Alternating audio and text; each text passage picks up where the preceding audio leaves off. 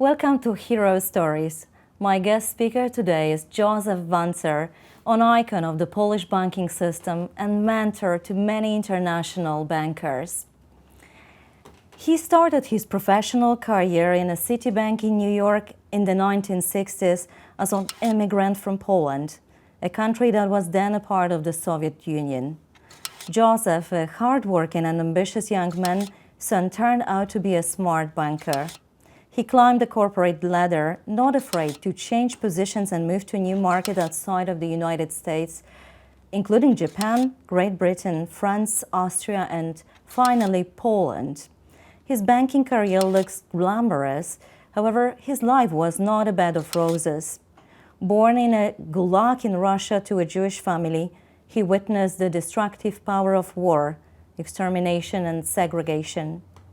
His story is a testimony to universal human values: truth, freedom, and tolerance.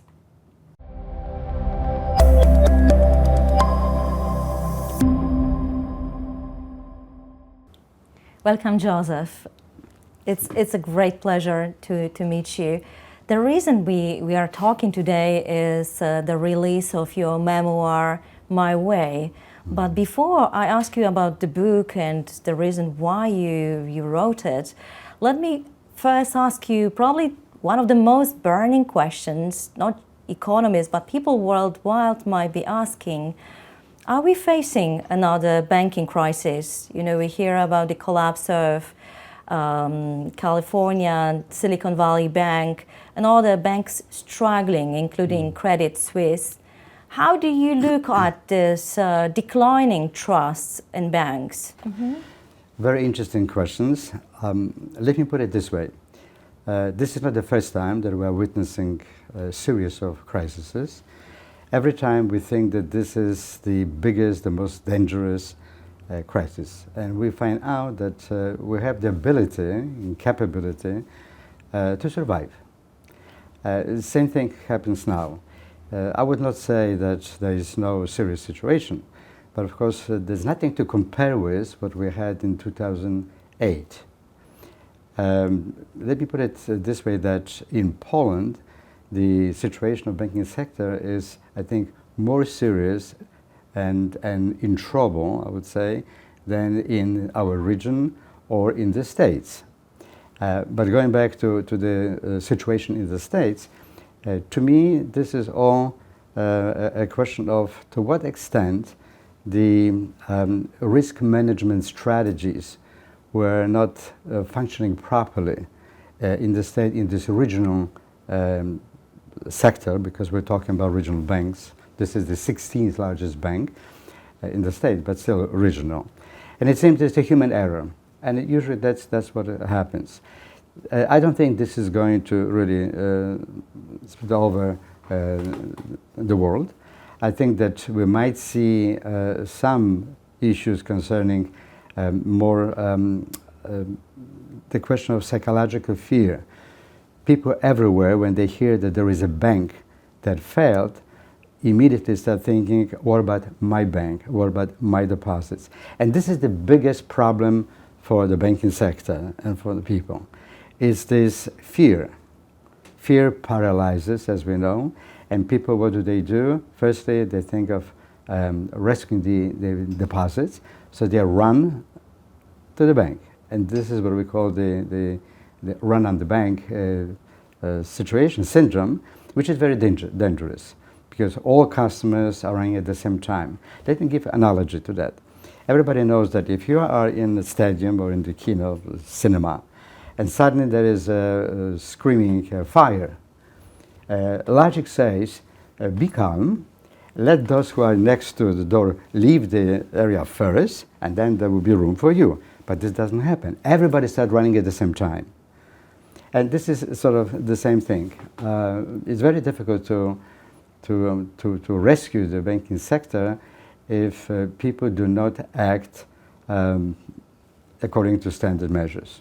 So we need to kind of calm down the situation and create more confidence in bank, or more the feeling of security these days, yeah? The confidence of the banks, it goes up and down for the last 30, 40, 50 years. I remember when I started at Citibank in New York, we were talking about the fact, the banks are not doing this, the banks are too expensive, of course, and so on, so on.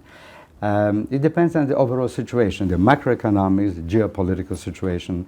Where the situation is not calm overall, then there is more room for all kinds of unusual situations, abnormal. And we say that abnormal behavior in abnormal times is very normal. That's true. Joseph, let's come back to your story. You were born during the war in Gulag in the Soviet Union. Then just after the war in 1946, you came back to Poland, and quite shortly you left Poland and you kind of set off to a totally new territory. You went to the United States.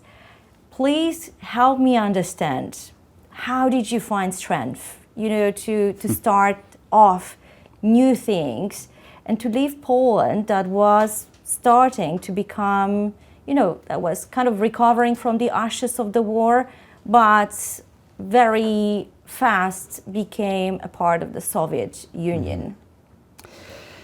See, Magda, it's very important that we talk about, or that I will talk about, how I felt at that time. Yeah. Not from today's point of view, but at the time when I was 18, 19. My life was extremely secured at the time. I never traveled outside of Poland. Life in Warsaw was very, very simple. Loving family, so everything was really fine.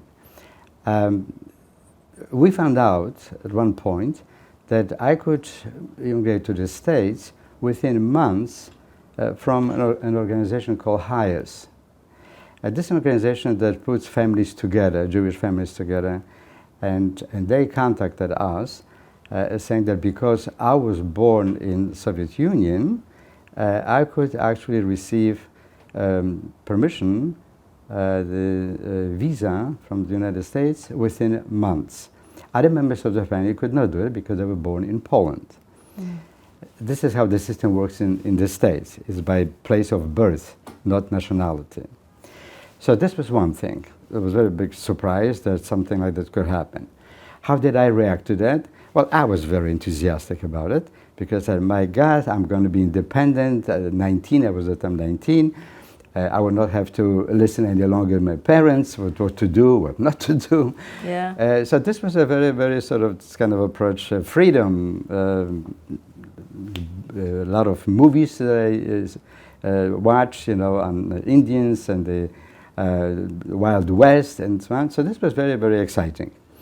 That's one thing. The second thing was that in Poland things were changing very rapidly.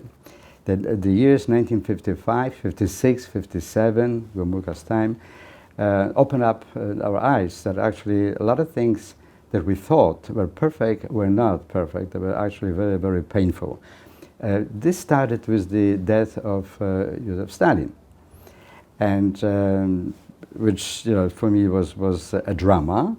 But at the same time, my parents explained for the first time, they were telling me the truth, what happened in gulags. I thought that Gulag was a fantastic place because actually we were saved, we as Jews. Those who stayed in Poland all perished. Yeah. We survived. So to me, this was a fantastic place. Only after Stalin's death, my parents told me the truth, what happened there. Notwithstanding that this was also correct, that we survived because we were there and not in Poland. So all that together, and plus the fact that I, as a 19, a rebellious little bit of a person, like every 19-year-old man, woman, the same thing, we were really very much under the impression of French writers, Regide and so on, the individualism. You fight for freedom. What's important is the human being, right? And not society by human being. All that created a situation that I wanted to leave, and I was very, very excited about it. I did not worry about how it's going to be. I said, well, if I leave, I leave. I have to survive somehow, knowing that there is going to be somebody there on the other side to welcome me. Yeah. Can you tell more about your first impression of America? You know, we often used to say it was a country of abundance, a paradise country. What was your first impression when you arrived in 60s? So it was maybe first impression when I was still on the boat, right? And approaching into the Hudson River, and I look at the Statue of Liberty, and then it became a little bit panicky, I have to say. Because suddenly I started remembering books, reading about immigrants in the 1920s who went to the States. They arrived in the States and they were told, oh, you have to go back because of this, because of that, because of health, or whatever it is. And I don't know why, but I suddenly felt very, very constrained that something might go wrong.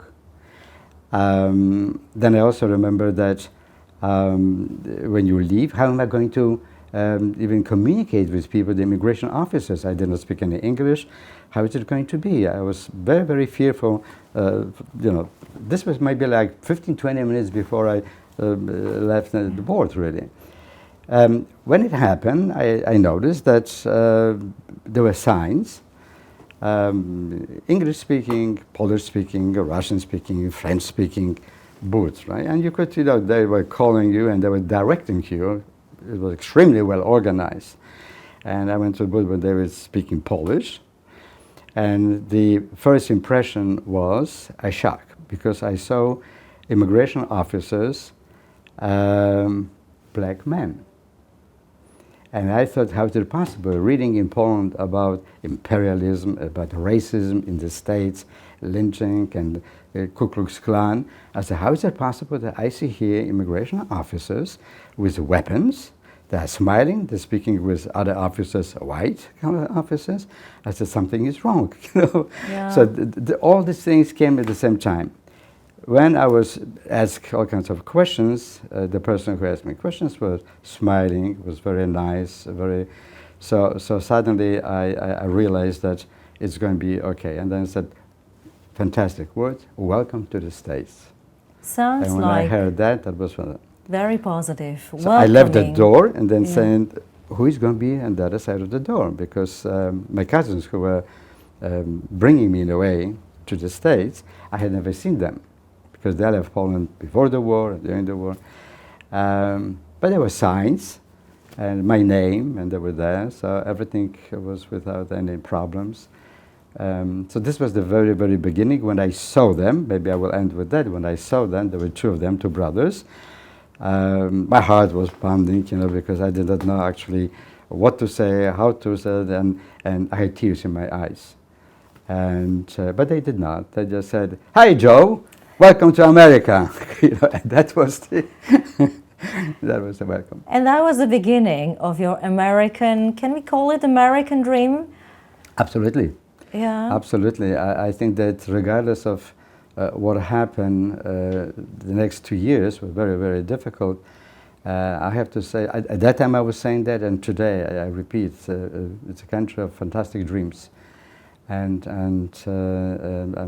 made two very important decisions in my life, and the first one, most important, was actually to immigrate to the States, and the second one was coming back after 30 years. Yeah, Poland. that's true. That's an amazing, amazing story.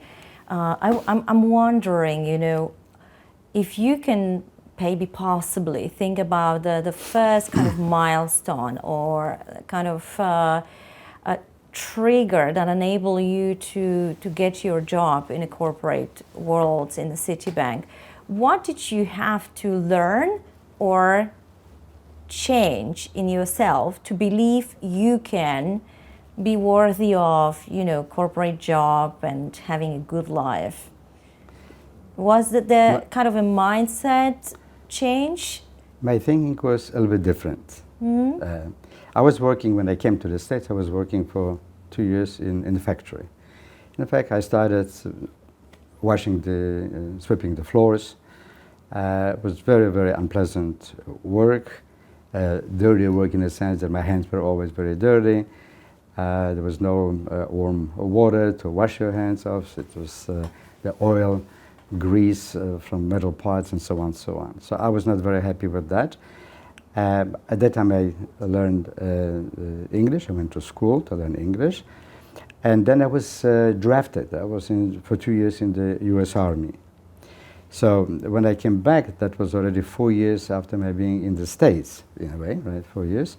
I knew at that time that I'm not going to work any longer in the factory. I want to have a white-collar job. And I started looking for position somewhere. And I looked at the New York Times one day, and I noticed that there is an ad. They're looking for somebody for what we call today call center. The department was, where I had no idea actually what banking was all about. But it was a position in a foreign department, they said, so it was great. I thought that maybe I would be able even maybe to travel, whatever, foreign department. And I applied. So this was rather a spontaneous reaction, a very happy one that finally I'm going to be doing something different than just the mechanical work and sweeping floors in the factory. Very enthusiastic about it. Was I a little bit afraid? Yes, but I was very, very excited that I'm going to do something different, much better in my eyes and worth it. I did not know if I'm going to be accepted, because that was another story. When I was finally accepted, from the first day, I knew that I had to do two things. Number one, I have to learn as quickly as possible about the job. So really, what is it all about? Because banking, it was just the word banking, nothing else. It did not mean anything to me at all. So with the dictionary and reading all kinds of books about banks and banking, and I got the job. And I was told very clearly that if after 2 months or so, you are not going to do as well as we expect, you can be out. Because finally, we're going to separate, and this is it. And that was a good message for me, because I realized that the fact that I found a job that I wanted to have, white-collar job, does not mean that you will have it forever. It's the first time that I realized that you can lose a job, not only that you get a job, but you can also lose it very easily. And so this was, in a way, something that actually made me act differently. And that is, firstly, learn as quickly as possible about the job to make sure that you are good enough so that you will not be fired. And the second thing was learn again the vocabulary, banking vocabulary. I was working all the time with a dictionary, special dictionary banking, in order to make sure that I understand what they were talking about. Debit, credit, these kind of things, totally unknown to me. A learning mindset, like an open, we call it today, open mindset, eager to learn as quickly as possible and embrace the new environment. Not only did you spend 2 months as an intern, you actually spent more than almost 25 years in Citibank globally. Can you maybe share how did Citibank impacted you? How did it influence your leadership style? And what did you learn there, like the key lessons, how to be a good manager, good leader? The history of my employment with Citibank was wonderful, and I'm still, when I think about it, I'm smiling automatically. I'm very happy, enthusiastic about it. The corporate culture from the very beginning was fantastic. It fit my ideas, it fit my longing for something that is very human. A lot of people said you must be exaggerating because human banking, the USA, Citibank at that time was the largest bank in the world. I was very proud of that, not even realizing what that meant, actually, because the numbers were struggling when I asked it, I've been everything else. But the corporate culture was very visible, and it was not difficult to find out what is it all about. And at that time, the message that I received, that I thought that was correct, was banking is necessary in order to finance the economies, finance the needs of people, but most importantly, banks have to earn lots of money and have very good profits. In dictionary, I found out very quickly what profit was, what does it mean, all that.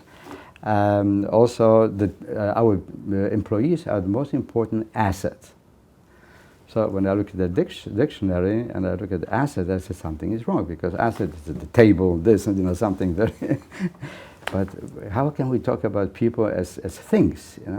So it took me some time to understand what was really meant by people are our most important asset. But I learned that at Citibank. So Citibank, this was like a kindergarten, it was like a school, it was like a university for me. I learned about the fundamental values that are necessary to have and to live by. So for example, that you always have to make sure that you cooperate with others. You always have to make sure that on solo basis, you are not going to go too far. Only so far, and then you stop. So you need other people in order to succeed. I felt that, but I did not know exactly what it meant, what you need to do in order to really see this in work. Yeah. And 25 years with Citibank taught me very, very well what that meant. So it sounds like the core values of Citibank aligned a lot with your values you believed in. And you're mentioning this human face of a bank, which I'm very impressed, because honestly, as a graduate of finance and banking university, we are actually taught that the most important element is the profit. Manage the organization, maximize profits, minimize the risks and costs, and you're talking about the human values. So I'm wondering, have you ever been kind of tested when you were working in Citibank, that you had this question, do I go by profit or do I choose the human value? Were there such challenges you were facing? There were challenges, like you said, very, very rightly so. In the beginning, I think the major focus was on profits, on products, on services, on quality, on customers. And only then on employees. That's the way I took it, that's the way I thought it was sold to us. Later on, I learned that actually product is a product, and it's something that's in fact has no soul. Services are important, that are very well received, but again, mechanical thing. Make sure that it's done quickly, properly, without any errors, and so on. And only later on, I got a message that behind all that is a human being. And with another change of management at Citibank, because it was another president who was actually never a banker. It was said that he never actually gave any loan to anyone, MIT graduate. But he started saying about quality of products, in a sense, people expect more from us, and therefore we have to work together differently in order to give to our customers what they expect. And at that time, also I started thinking about what's going to happen to me, because I was not an IT-prone banker. And I had a very interesting conversation, mentoring, if you will, with a person, a lady who was the CFO, and who actually, by asking me all kinds of questions, came to one point where I started thinking, I realized that my future very much depends on me, that I have to think differently about myself. And then also about people who are around me, and even people who are not around me, but maybe they should be around me, or maybe I should be around them. So this came later on. I was already maybe like 5-6 years in the Citibank when this happened. And then I realized that actually products is something that is, to me, became like a dead object. And it's not important. It's actually what people get having the product. So when Zad is saying that, if I don't get your loan very quickly, I will not be able to buy a house. So it was not the product, the mortgage loan, but it was the house that really was important for them, because the family works, different kind of living. It's the future, the children. That was very important. And this changed a little bit, a lot actually, the way I was looking at my work. That the product is only something that may be in my hands to give to somebody, but it's actually what people get receiving thereafter that is important. Money per se is nothing, it's just paper. Right? But what we do with it and the joy that we get is from something that we get for that money. And that changed, therefore, the whole attitude in the bank. I started thinking more about my position also as a future manager, that I need to have more pleasure from working together with others. And I also noticed how easily it was that people were helping me. Yeah. And that was the key value of the culture. I also hear that the lady, CFO, made you realize that it's in your own hands. It's kind of empowerment that I need to envision my future and know where I'm going. And maybe if I voice it up, people are going to help me. Was it so? Yes, the most important thing was that she opened my eyes to the fact that you have to respect yourself. We usually are taught in schools and so on, respect others. Respect your parents, respect others. Very seldom, I don't remember lessons when I was 12, 14, 16, and you have to like yourself. It would not be understood properly, right? So it's not to be in love with yourself, but to like yourself, it's a different story. And at Citibank, I learned from this conversation with this lady, Gail Johnson, I learned that actually the first thing that I have to do is start looking at myself and saying, what kind of person are you? Number one. And number two, what's going to happen to your future? What's going to happen to your jobs in the future? What about your life, family life in the future? And usually we say, well, somehow it's going to happen. It's a natural thing. You have children, you have, and so on and so on. And she said, well, not really. Think about it. Because if you are going to let others decide for you, then maybe it's not going to happen what you think is going to happen. And that meant that I really have to be the one who is driving the car if I'm behind the wheel.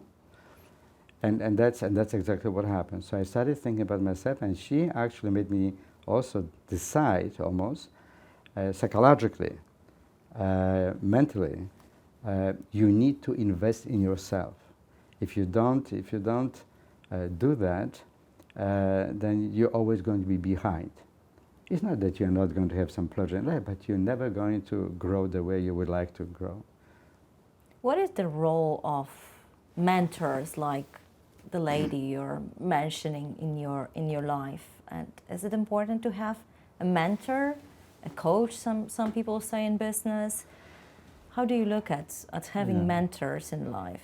I have to say that I never thought of mentoring as something that is going to play a role in my life. We never talk about it when I was a teenager. We never talked about it in the beginning. What she did by asking me all kinds of questions, what do you want to do in the future, and so on, was mentoring. But I didn't realize it was mentoring. This was sort of like informal, silent mentoring, without this, now we're going to start our session, write down points and so on. But then at that time, I decided that every 2-3 years, I have to do something very important in my life. I'm talking about my profession. In order to grow, I have to do something. This does not mean that I have to leave the company, but I have to do something, that would be very, very important, like a jump up, right? And that's because of this mentoring. So mentoring is very important because actually it tells you when you have a mentor, that means you are the mentee. When you have a mentor, you are looking forward to that person to tell you about experiences of that person. Not that you have to get into the shoes of that person. God forbid, you should never do that. But it's interesting to see how other people lived, how they succeeded, not to follow them exactly, but just to realize that the potential is all around you. We look, but we don't see. Very often we look around. I give an example.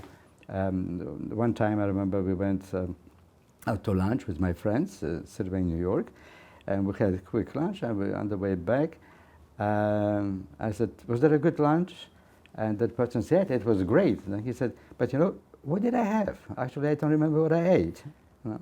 This is the kind of thing. You do something in order not to be hungry, but you don't even realize because you don't pay attention to those details. Yeah. And to me, it was important that actually I learned not only how to look at, but how to see things around me.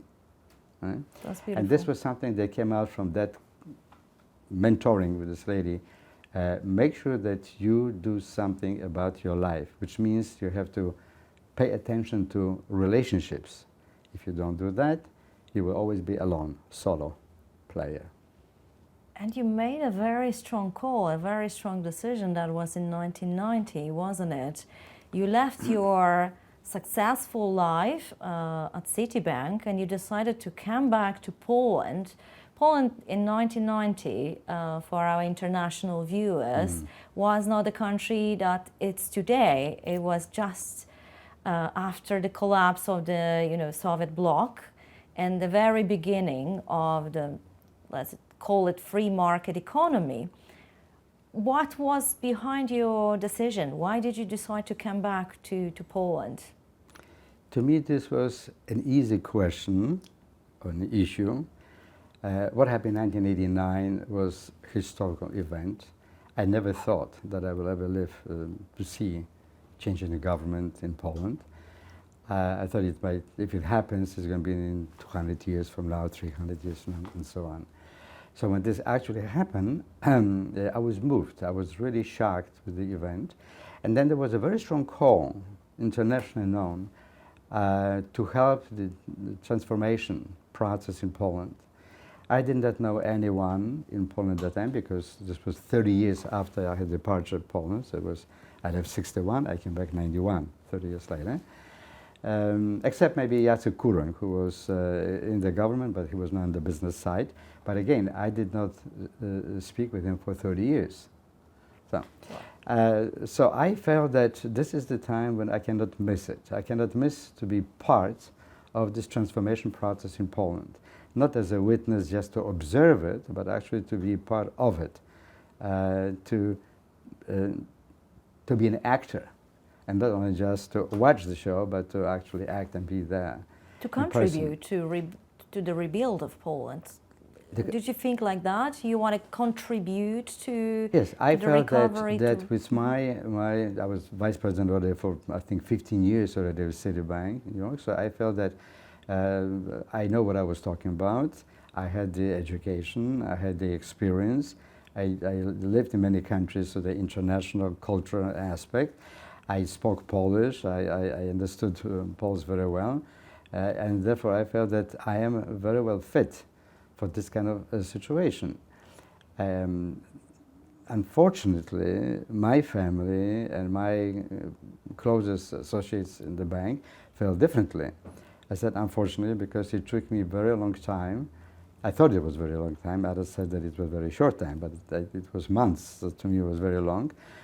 To persuade them that this is not just going to Poland for a little adventure, but this was something in order to have to do this because if not I, then who? If not now, then when? In a way, this is very famous historical questions asked, but it applied to my situation very well at the time. I felt it was almost like my duty that I will not forgive myself if I don't do that.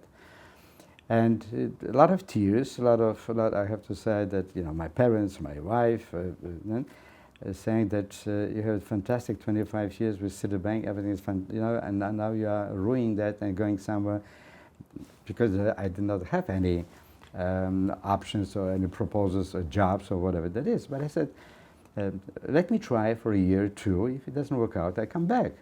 So I said, but you will not be able to come back to Citibank, the same position they had before. And I said, okay, but If that means that only Citibank is the place where I can work, that means there is something wrong with my with me, you know.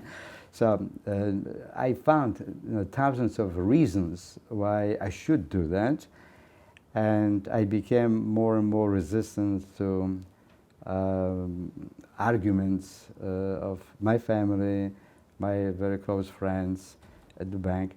At the bank, they did something very wonderful in New York, and they said, well, if you already decided to go to Poland and leave us, then we want to open our operations in Poland. Why don't you do it for us? But as a consultant, because I opened my own consulting firm, as a consultant, not as an employee. So you came, and I think let me thank you on behalf of many generations of people not only working in banking system, but here in Poland. Thank you, because that was also a great example and testimony to other Poles living abroad. That is worth coming back to Poland and contributing and bringing knowledge, bringing international experience, and helping to boost development of the country, because that the first 20 years, 30 years was a very fast development. Yes, of definitely. the This was country. very, very well. Thank you very much. This was a very important period. I thought that it's going to be 2 years and the transformation would be over, but because I did not realize the level of the efficiency, in a way, in the Polish banking system that was at that time. I didn't realize. I look at that from the point of view of banking system in Japan, in France, in the UK, in Austria, and so on, in the United States. So it took longer, but I think that what we did is extraordinary. I'm extremely, extremely proud of what we have done in the banking sector and overall the transition. I totally agree, period. and as you say, it was not just a transformation or building new systems, new processes, new products, new offices, but actually it was building the new quality of leaders and managers working in banks. And I think it's fair to say that it's always had a good sense of people. You know, people you work with when you were the head of PBH or BGŻ, now BNP Paribas. You've always surrounded yourself with really skillful people, and I'm wondering, how did you evaluate people, you know, and to appoint them to kind of ambitious projects? What were the qualities, or are still qualities, that you see that these are the qualities of a good banker or a good employee? Well, the thing that was most difficult was change mentality of managers in the 1990s. I didn't realize that it's going to be so difficult, and I didn't realize it's going to take such time. When I think about it now, actually it was very quick. At that time, I thought it's very long. We did certain things where one could say very, very unusual, very, incredible even. For example, in the 1990s, we decided that we're not going to have a really checking system in Poland. We will not continue with checks.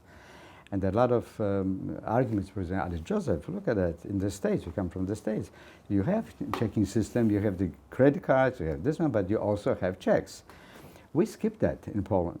We said we just one step forward, and it worked extremely well. So you can see that in every generation, every time, it's not only to catch up, but in some areas you can exceed and actually be better than. Mentality was the most difficult thing. What I mean by that was, Poles are very hardworking people, so there's no question about it. But at the same time, the decisiveness, there was no practice, no good experience in the decision-making process. People were afraid to make decisions, and that's why there were dozens of stamps and signatures on every document. The bureaucracy was incredible. So I started with that. Why do we need so many stamps? Why do we need so many signatures? And people were saying, well, that is because if something was wrong, I don't want to be the only one responsible for it and losing a job and so on. So it was the fear of something going wrong. So I said, but why do you think that why do you think so negatively? Why not positively? So, well, errors happen, but if there are 10, 20 of us, or 2, 3, 5, it's a group, well, then it's not so easy to say, fire all of them. So I had to work very hard on that to make sure that people understand that it's okay to make mistakes. It's not okay to make the same mistakes over and over again. So you have to learn from the mistakes, not that you have to learn, which means that you have to invest in yourself. If you invest in yourself, then you become better. If you become better, then your decisions are going to be better. But the fact that from time to time you make a mistake is perfectly all right. And this does not mean that you're going to be punished. We had a situation where people were punished, managers. If something was found in the department, I'm exaggerating a little bit, but 2 signatures where we're supposed to have 4, well, maybe the bonus will not be paid or something of that sort. Horrible things. I never thought... Management by fear. I never thought that management by fear. Yeah. So we had to change that. With years, when this was happening, I noticed in all the banks that I was leading the institutions, I found out that those youngsters who were 24, 26, 30, became so quickly very, very not only sensible, but also very high quality managers, because they invested in themselves. They learned really what to do, what not to do. They look at everything also more intellectually. This was another thing that bothered me a lot. Everybody was looking at just what I'm supposed to do, and from A to C, that's it. But D, E, F, it was already, it's not my job, it's somebody else's job. So we taught a lot, new managers, that as a manager, you have to look at this in a whole. You have to understand, firstly, what is the mission of your institution? Well, somebody thinks of that. I said, no, you have to know what it is, and then you have to ask this question, do I agree with the mission? Because if you do not agree with the mission, then you should not be part of that. That was something new. That was sounds very high level, right. when you describe it. So it may sound to some people, who feel just, a small piece of the big machinery, the big machine. And you're talking about this high level mission statement, how can I possibly even impact and change it? Yeah. So that was the most difficult thing. But once this happened, I have to say that the quality, the management quality of these managers went up very fast. And today I would say that Polish managers can work anywhere in the world in the banking system. That's great. Joseph, let me ask you this question. It sounds like you have embraced changes in your life. You're changing a lot, going to totally new territories, being open to changes. When I talk to leaders these days, some kind of feel very overwhelmed by the number of changes and the pace of changes. Some economists coined this acronym VUCA world about the volatility and uncertainty, because the changes are all around us. I'm not just talking about the technology, the number of generations working at the same time in the market, but also the changes that were fueled by the pandemic and war in Ukraine. What would you recommend to leaders these days? How to stay on track, and how to find a way to lead people through such turbulent times? Well, it is true that today it's very difficult to lead any institution because of so many changes taking place at the same time. Changes are part of our lives, and this is okay. But if it happens one after another, it's easy to cope with these changes. What we see now is that many of these, we call them even crises, take place at the same time. I think that what is very crucial is to stick to your values, especially as leaders. This is very, very important. When we have a very difficult situation, a crisis, people have tendency to panic. They have a right to do that because they are not equipped with some, how to cope with these problems. So leader, if this is a leader, if they are leaders, they should take this into consideration, to calm down and to look more how to help the employees to bring them to a certain balance. So you have to find balance, a psychological balance. People have to understand, number one, what their reality is. Because if you're not so sure about the crises that are piling up, you begin to create problems that do not exist even. So the important thing for the manager, is, for the leader, is to say, look, the reality is as follows. Not to be afraid to talk about the reality. You have to be true to what is happening. People really very much appreciate that. They might not like what they're going to hear, but they will appreciate very much that you are honest with them, truthful to them. So that's number one. Number two is the psychological fear, because such a psychological fear means the person very easily can simply be paralyzed as far as the decision-making process, does not know what to do first. So then we go into this syndrome, do one thing at a time, okay?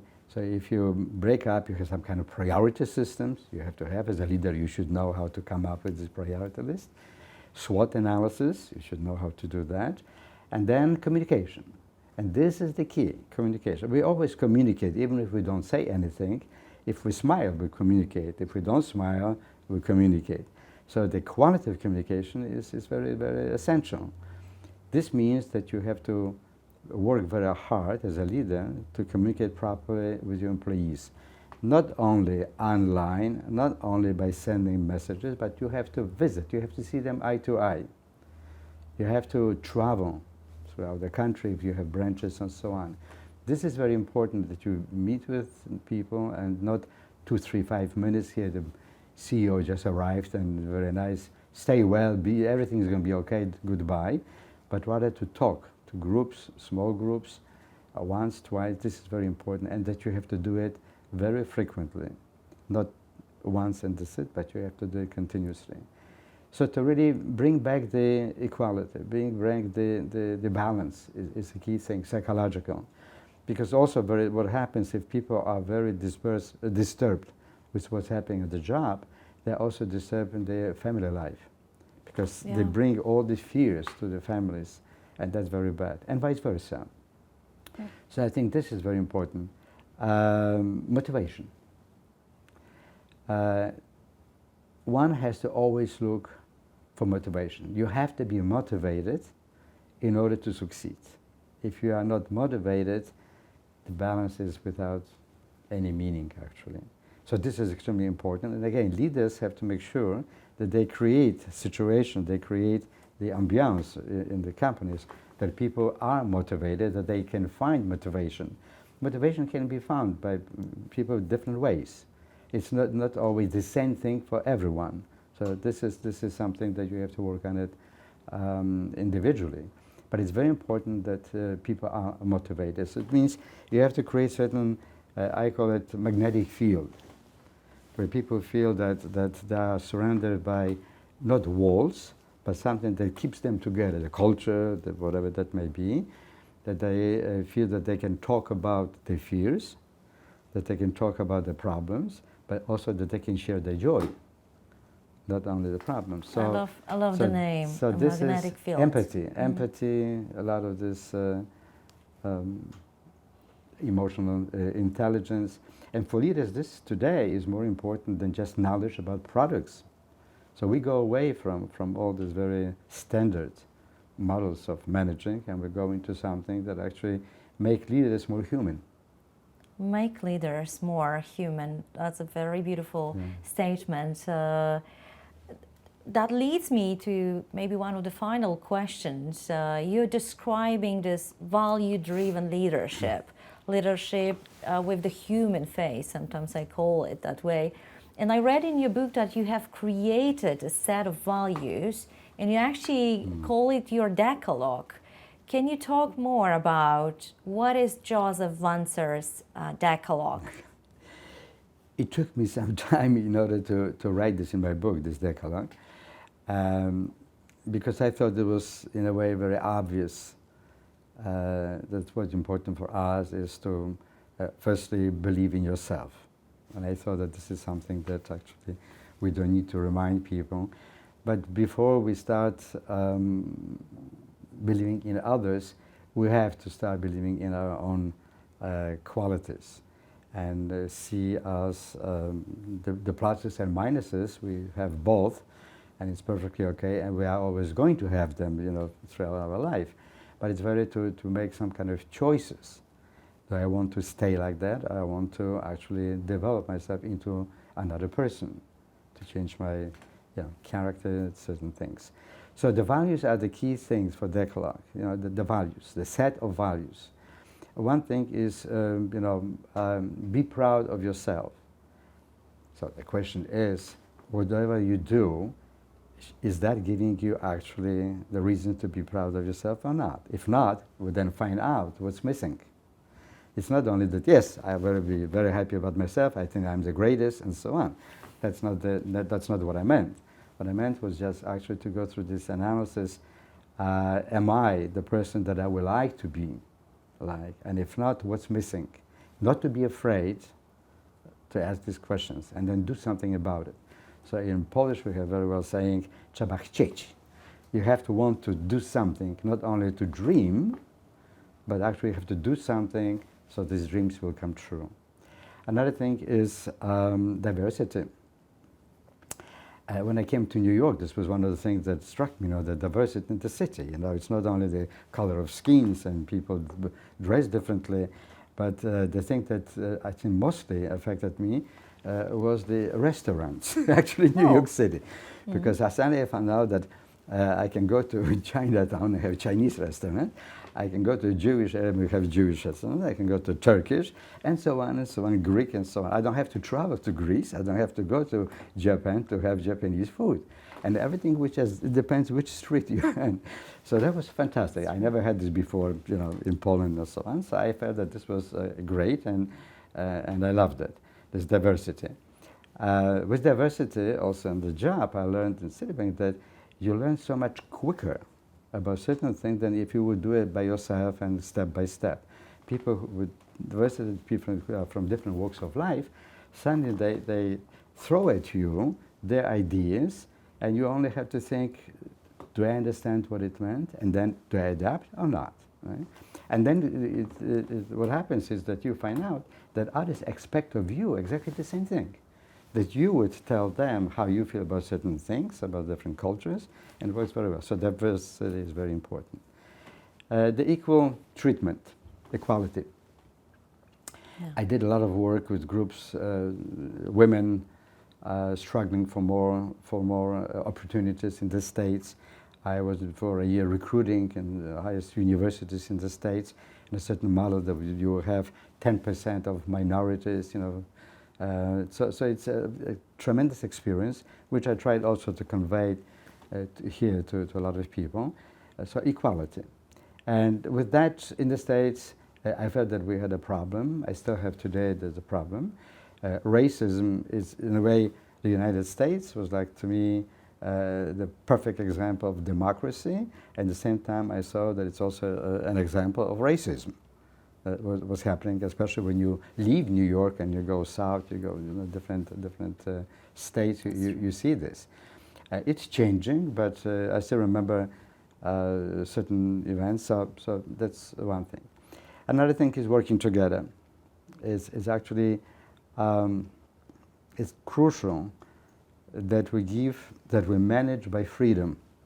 I call it, to make it simpler, by freedom, which means you manage such a way that person who is on your team actually feels free to talk about things, to speak up, that there is no fear that speaking up is a wrong thing because it's dangerous. You might say something, maybe something that is not going to be liked by the person that you speak with. The United States was great for that, the freedom of speech. Say what you think, you know. And that was very important for me, so it's part of this Decalogue as well. Right? It's also give chance to others, which means I learned very quickly. I have to say that this was a fantastic lesson, that without the help, assistance of others, you cannot really climb very fast and very far. It depends also on what your objectives are, because I never had actually that my number one objective was always the title. but it was more of my responsibilities. And I knew that if I have higher, bigger, more complex responsibilities, then financially, automatically, I'm going to be rewarded. So I never ran for money in order to have the title to have money, but actually for more responsibilities. And to have more responsibilities means that you have to do a lot of work, speaking with us, to find out what is the kind of responsibility that you don't have yet, but you would like to. So it's working with others. And here the striking thing, which is also indicative, is that people like to talk about their successes. It's not true that people actually, the best things, practices they keep to themselves because they're afraid that something might happen. And when I came back to Poland and I talk about it, I was shocked how many people said, it can't be. I mean, you didn't have anybody in this 25 years in Citibank who tried to do something wrong to you, not to, no. They couldn't believe it. They said, how is it possible? Yes. And I said, even when I was an immigrant, I didn't have Polish citizenship or passport. I didn't have American passport yet. I was an immigrant, and I was helped. But people like to help. So that means help others. When you were helped, you succeeded, so now you have to exactly do the same thing with others. Your Decalogue is your lived values, is everything you have experienced from other people, everything you have learned throughout your life is in the Decalogue. And also your book is full of amazing stories, your memoir, My Way. So maybe to encourage our viewers to buy it and to read it, what would you say? What can people expect from this book, or who is this book for? Very good and very difficult questions. I know. It took me a long time to actually answer. I'm not sure that I did it correctly, but I think so. I believe that was the case. In the beginning, I thought this is going to be a book. It's just about my life. I have to say that when I was 70-something, I realized that I had a good life, and that I was very proud, very satisfied with my profession, and I thought with my life in general, and I thought it was the right thing to share these experiences with others. I was encouraged very much by my friends, my family members, to do that instead of just speaking, how was it in France, how was it in this country, another country, when you were 20, when you were 30, when you were 40, and so on, put it in one book, which I tried to do. It was almost 500 pages. Then we had to actually shrink it. So for whom this book, I believe, is for those who are interested to know what was important for me when I was young, when I was not so young any longer, when I was already, aged today, what I was very much believing in, the values, because the values are very important. And it was important for me to actually explain which values and why, and to give examples of that. Very important for me was that I'm a very strong believer in equality and that everybody should be treated properly. And the message is everybody should be happy in life. Everybody, regardless of your position, so I have the right to be happy. Everybody has the right to be happy. And in this book I try to answer that, to say, why this is so. And the book was easy to write in a sense because it was my life. I didn't have to think of some scenarios and so on. It was simply remembering what happened, and I try to remember things the way they were at that time. So it's not from today's point of view, but luckily I was taking a lot of notes in my life. This was the kind of practice. I was taking a lot of notes. I had thousands of pictures, photos. I had memoirs of my parents, my mother, maybe, 200 pages of her life during the war, before the war, during the war, after the war. So I had a lot of documents that I could lean on. So that was actually the answer to why I wanted to write the book, because I was very proud, and I am still proud of my my successes. I wanted to share it with others, that it's possible for somebody who was born in a gulag, somebody who didn't have any money, who came with $2.50 and so on. It's possible to succeed. You don't have to be a son of a very rich person. It's possible, but you have to always find meaningful things to do. So this is very important, and you should always see if mentoring as a mentee is somewhere around the corner, because I think it should be used. It just shows you what happened to lives of other people, so that you can have some examples. I'm just reminding myself the article I read in Harvard Business Review, article by a professor of Harvard Business School, Clayton Christensen. And the title of the article was, "How will you measure your life?" Professor Christensen was giving some strategies to lead a meaningful life. And I'm wondering, what makes your life meaningful today? And how are you measuring your life? Well, it's a question which goes very deep into my soul, because actually, to answer the question, I have to say that first, I am very, very proud of the fact that I was able to not only gain so much from others, but also to give a lot of things to others. And I'm saying that because I heard that I have done that. So this is what's important. What is the reaction of others? This is the most meaningful thing. I'm very grateful that I had the ability to actually learn about the world, about our professions, about life so much that I was in different countries, different cultures. So this was all possible because others made it possible for me. And I was also measuring my life the fact that now I can talk about it and actually convey all these experiences to others. Some who will not be able to travel, maybe some so much, but this is not that important. It's important to know that those things have happened and why they happen. So the wonderful things, the fruits of my success, are due to the fact that there was somebody around me who every year put some water on the seed to make sure that it's a lot of sunshine, a lot of things is going to be all right, a lot of help that I also receive from others, guidance. So this is what made me very happy, that now I am, with time passing, I am able to convey these things to others and help them also to succeed. Everybody has its own definition of success, so it's very difficult to say what it is, but it's not important. What is important is the fact that we do certain things which then up to the person who receives this is to decide what's for me, what's not for me.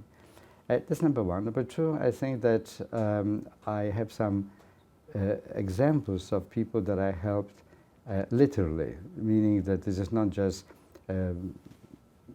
journalist statement saying that I was helping people as the CEO and so on, but actually even today I quite often receive some calls from people when we meet saying, I don't know if you remember, Joseph, but actually 15 years ago, 20 years ago, if it were not for you, I would not be able to start up with my business.